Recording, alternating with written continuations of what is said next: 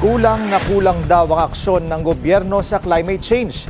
Kaya hamon ng ilang kongresista at environmental group sa Pangulo, unahin ang mga batas para sa kalikasan sa kanyang ikalimang SONA. Yan ang agenda report ni Ched Gatchalian. Hindi priority ng Marcos administration ang kalikasan, likas yaman at pamayanan. It is clear that if Mother Nature itself will give the Marcos administration a grade, it would be a failing mark. Bagsak ang gradong ibinigay ng Akbayan Party List at ilang environmental groups sa Marcos Jr. administration, ilang araw bago ang ikalimang SONA ni PBBM. Kulang na kulang daw kasi ang aksyon ng gobyerno pagdating sa pagsugpo sa polusyon, pagtugon sa climate change, loss of biodiversity at pagprotekta sa environmental defenders. Inaasahan na raw ng mga grupo na magagandang pangako at tagumpay naman ang ibibida ni Marcos sa kanyang SONA. Pero hindi raw ito ramdam ayon sa mga komunidad na kanilang nakausap.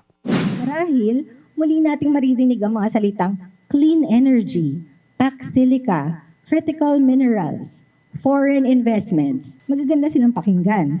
Ang tanong, kung ano ang magiging kapalit ng mga ito.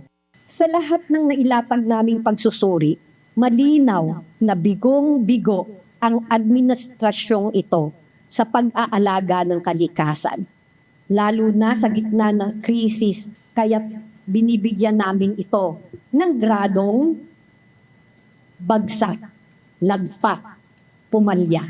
Nanawagan si Akbayan Representative Dada Kiram Ismula na maging priority legislation ng gobyerno ang tinutulak nilang Rights of Nature Bill at Ecocide Prevention Bill.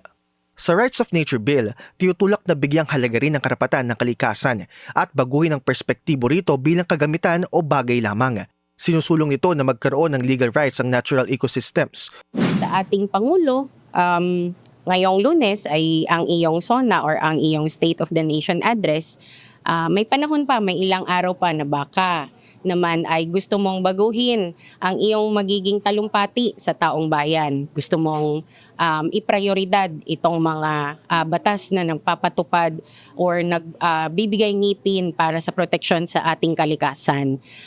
Panawagan ng mga grupo sa administrasyon, wakasan na ang umano'y siklo ng paulit-ulit na problema sa deforestation, pagmimina at mga infrastructure na nakakaapekto sa kalikasan.